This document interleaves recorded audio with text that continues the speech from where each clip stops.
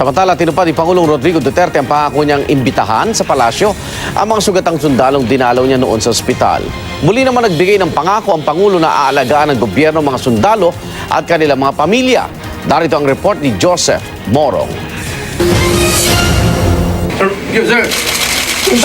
Tandaan niyo pa ba ang video na to? Iyak ng iyak ang sundalong si Second Lieutenant Jerome Acuba na makaharap si Pangulong Duterte nang bumisita ang Pangulo sa Piluna. Sabi noon ni Presidente, iimbitahan niya mga ito sa isang salo-salo sa palasyo. Tinupad ng Pangulo ang kanyang pangako. Maraming salamat sir at nag-viral ako dahil sa iyo.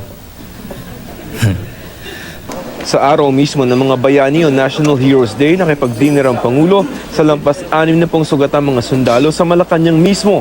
Kwento ni Acuba sa Pangulo, malaking bagay raw ang pagbisita niya sa kanya at sa mga sugatang sundalo. 4 na buwan ako nakamukmuk lang dun sa kwarto ko. Pero gayon pa man, simula nung nagbisita dun si Presidente, talagang nagbagong lahat. Until the last drop of our blood, sir, pa, talagang makikipaglaban kami, sir, pa, sa under ng iyong pamumuno, sir. Ikaw, sir, yung bayani ng mga bayani. Ikaw yung bayani namin, sir. Ikaw lang yung, sir, yung presidente na nag-ikot lahat ng mga kampo, sir. Sabi pa ng isang sugatang sundalo rin, hindi raw niya akalaing mangyayari ito sa kanya. Ni minsan po, sa aming pangarap ay di sumagi. Sa isip kong magaganap. Pero ngayon ay naganap na. Binigyan ng Pangulo si Acuba at isa pang sundalo na nag-request ng laptop. Si Corporal Ralph Divino naman, pinalitan na ang regular na wheelchair ng isang electric wheelchair. Sa uli mo yan doon sa doktor mo, ano, pangit yan. Ano to bang, tatakbo na o baka magkurintihan pa ang puwit niyan. Mas doble ang problema natin dito. May programa ako sa disabuse your mind to not to think of so much.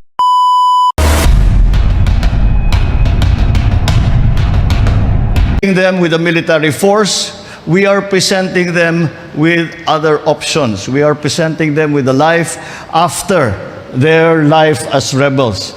And that, I think, has become the reason why we have slowly succeeded in the so-called whole of society, whole of nation approach in terms of our dealings with these groups that originally would like to bring down the government by armed struggle. And now I think even although they technically have not abandoned the concept of armed struggle, I think the efforts of those dissidents have been redirected in another way. And that's why your role as the Philippine military continues to be as warfighters, but now there is the additional mission that we are asking of you to be peacemakers. That is the only way that we can move forward. Now also, beyond the internal threats that we are facing, what is becoming more complicated, kung saan pumapasok ang mga iba't ibang barko, kailangan din nating bantayan yan. Kaya ito na naman ay isa pang panibagong mission ninyo. Kaya we have to have a sophisticated and well-trained military.